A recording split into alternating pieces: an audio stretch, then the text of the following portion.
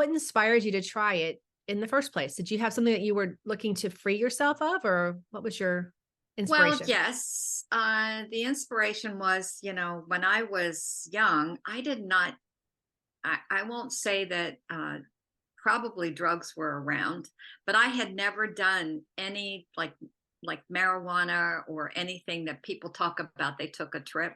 So I sort Mhm. of felt I'd missed out on something. And I wanted to see what ketamine could offer. And then when I had talked to Carol about it, and she explained that it it was to get rid of traumas in the body or anything that was kind of leftover emotional issues. I thought, well, I'm going to try it. So I did. Mhm. And I liked the effect.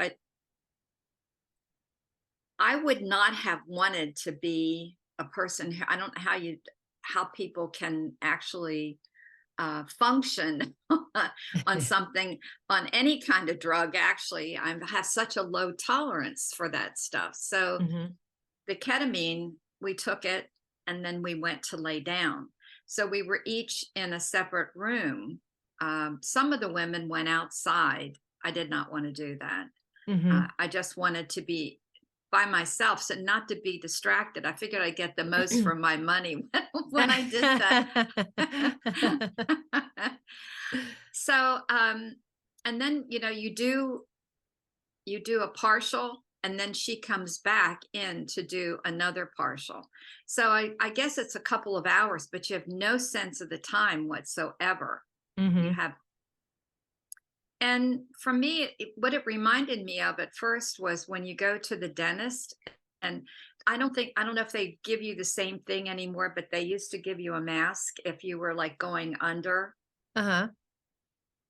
That's what I saw first, were the billowing clouds that happen in it when you get the is it sodium pentothal? I think whatever it is that Oh, they give yeah, you yes, yeah. at the dentist. Uh-huh.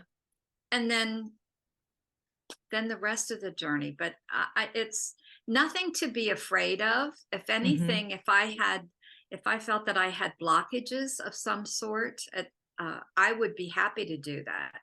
Yeah. I would do it again in a heartbeat. I what interesting this is an interesting little turn because I did that my journey with her when my first one was also at the same house and with Carol. And her assistant found it curious that I chose the same room that you did Oh, for my journey. Yeah, uh-huh. because there were a number of spaces inside the house to go to that we were invited to move to or to go Yes. outside wherever we felt more comfortable. And I think, Carol has also offered, ketamine journeys in places like art galleries so that you can Oh, see. Yeah. However, having done a full dosage of it, I don't know if I'd want to stay that engaged with the external world because for me, it was about going inwards to try and yes. see my blocks and be willing to let go of them. And I don't know if I'd have that same experience if I was in a public space with, watching or, walking on an art gallery. And funny enough, so when you went, you drank it, you drank the ketamine. Yeah. And then she came in and you drank the second half, correct? Yes. Yes. Okay. With us, she gave us the option of a lozenge, a drink, or an injection. It was the first time she was using injections, and she knew of the success rate of an injection and how quick it can work.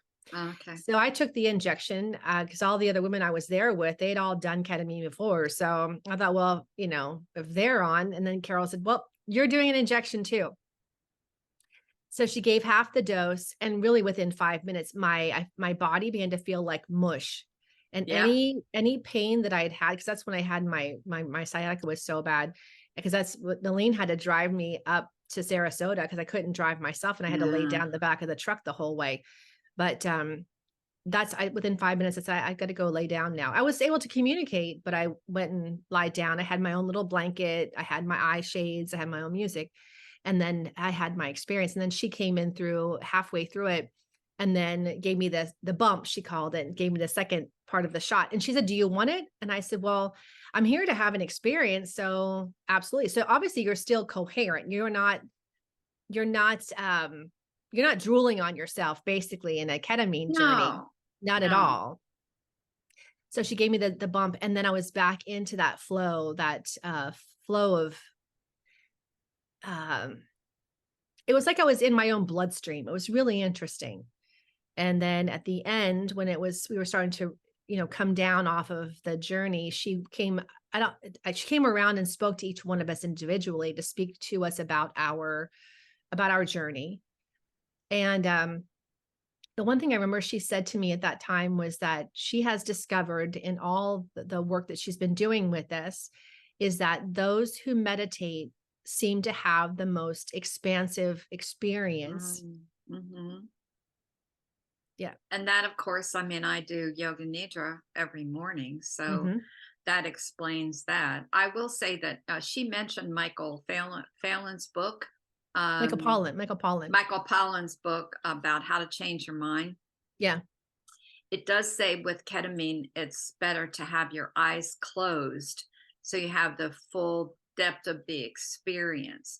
Mm-hmm. I personally would not want to go to an art gallery. I had when I was coming and when she came in for me, I wasn't too steady on my feet when I got up because I had gone so deep. Mm-hmm. So I don't think I could function well in an art gallery. I don't think so. Did you have any problem when you got up? No, I did not, but I had also hydrated really well beforehand. And that was part of the instructions for that morning was to come on an empty stomach, but to be hydrated. So I had done that. However, I can understand why people would not want to overhydrate because having to get up and go to the bathroom, and that was the one thing is with that journey, because it was split in two, I was actually able to get up in the middle and then I went to the bathroom and then came back and I had no problems with it. And then I got she came in for the second half of it.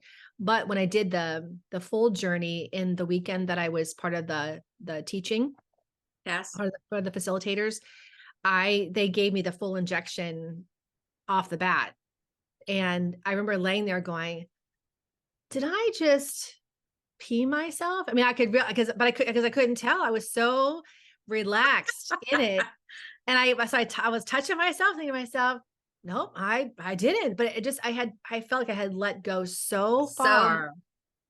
Yeah.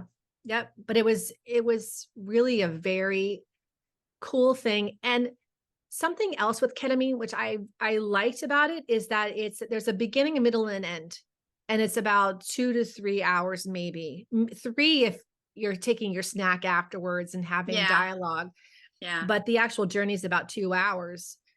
Whereas I've read about people with trips, like they go on acid trips or, not so much pot, but maybe mushrooms. And it's an all day thing. I don't want to spend my whole day, zoned out. I like to read a book or listen to music, so I would encourage anybody to do a ketamine experience. I would too. I mean, it's freeing, and the effects are long lasting. I mean, I don't mean the effects of the drug that you've taken, but the effect, the outcome, or the effects that it has on the mind are long lasting. I mean, I found that